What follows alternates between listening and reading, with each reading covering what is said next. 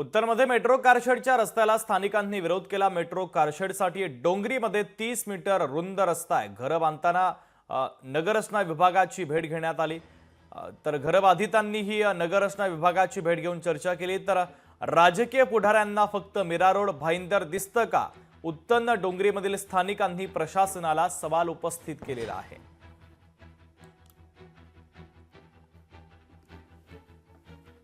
जी आमची घरांसाठी नोटीस आहे आणि जमिनी आमच्या बळकावण्याचा जो विचार केलेला आहे त्याच्यासाठी तुम्ही वेगळा मार्ग आखावा आणि आमची घरं त्यातून मोकळी करावी, जे करून आमचे जे वाडवडिलांचे लावलेले बागायतदार आहे त्याच्यामध्ये आंब्याची फणस आहेत किंवा काजू आहे ते आम्ही आमच्या वाडवडिलांचे पुन्हा जतन करून ठेवू। तर मी तर सुरुवातीपासून आणि स्टार्टलाच मी आपले त्यांचा विरोध दिलेला आहे आणि अनेक डिपार्टमेंटला मी पत्र दिलेले आहेत आणि याच्या पुढे वी आर गोइंग टू आपल्या लोकशाहीच्या हिशोबाने आम्ही कार्य करणार आहोत। आता तर असं आहे की या कारशेडमुळे आमची घरं जाणार आहेत, ती डिमॉलिश होणार आहेत। आम्हाला तिथून जर काढणार असेल तर तुम्ही पक्षपाण्याला कुठे न्याल?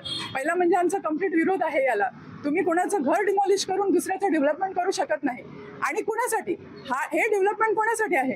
तुमची मेट्रो लाईन येऊन भाईंदरला थांबते, त्याचा एकही स्टॉप पुढे येत नाही, मग कोणाच्या मुलाबालांसाठी आहे हे?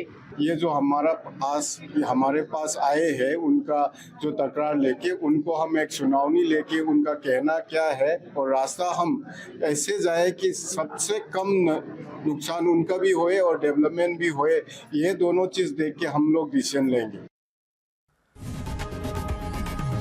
लोकशाही मराठी ऐका, पहा, जागरूक रहा।